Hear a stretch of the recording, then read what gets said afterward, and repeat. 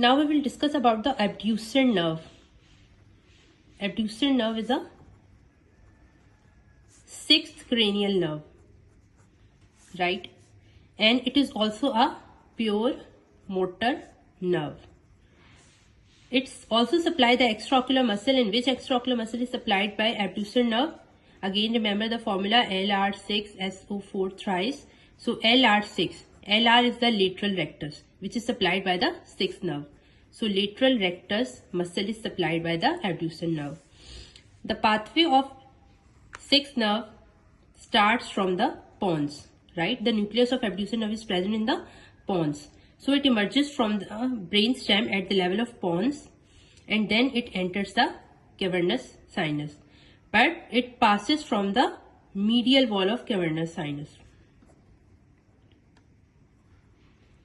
Previously we have talked other cranial nerves also which passes from the cavernous sinus, but they enter the lateral wall. Which cranial nerve entered the lateral wall?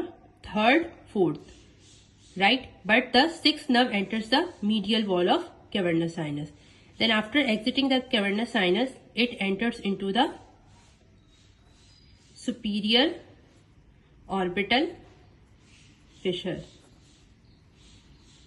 And then it enters into the orbit and supply the lateral rectus muscle. And what is the function of lateral rectus muscle? It is responsible for movement of eyeball laterally.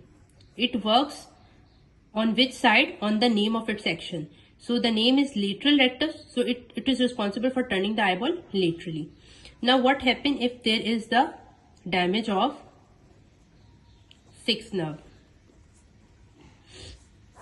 Causes are almost same which we talked previously. It can be due to any infectious cause, right? It can be due to any tumor, or it can be trauma, head injury, or vascular cause like diabetes, stroke, right?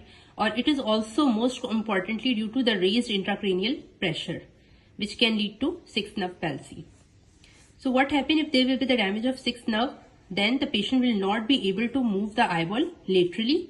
So what will be the position of eyeball? It will turn medially, right? If you ask the patient to move his eyeball on the lateral side, or if you how we check the extraocular muscle, we usually make an H. We ask the patient to follow our finger, and if we move the finger laterally, patient will able to move the eyeball laterally in normal condition. But in sixth nerve palsy, patient will not be able to move the eyeball laterally, and eyes will get fixed on the medial side, right? So it was all about the abducent nerve.